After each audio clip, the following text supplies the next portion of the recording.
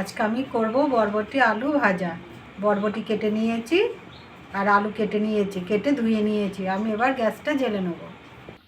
গ্যাসটা জ্বেলে কড়াটা বসিয়ে দিয়েছি আর কড়াটা গরম হয়ে গেছে। আমি এবার সর্ষের তেল দিয়ে দেবো।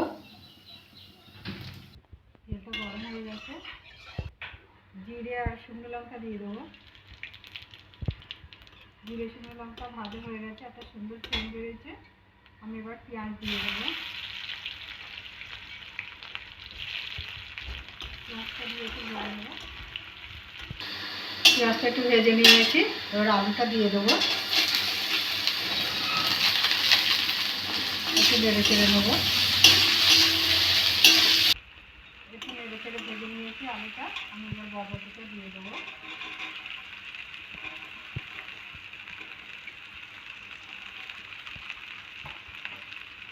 ভালো করে নেড়ে চেড়ে নেবো।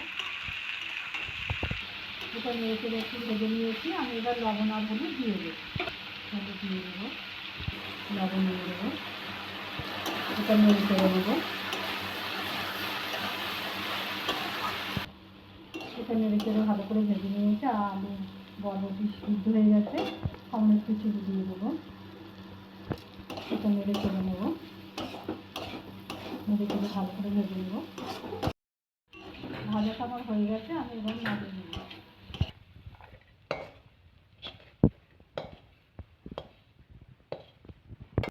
এরকম করে বাড়িতে রান্না করে খাবেন। খেয়ে ভালো লাগলে আমার চ্যানেলটাকে লাইক করবেন, শেয়ার করবেন, কমেন্ট করবেন, সাবস্ক্রাইব করবেন। ধন্যবাদ।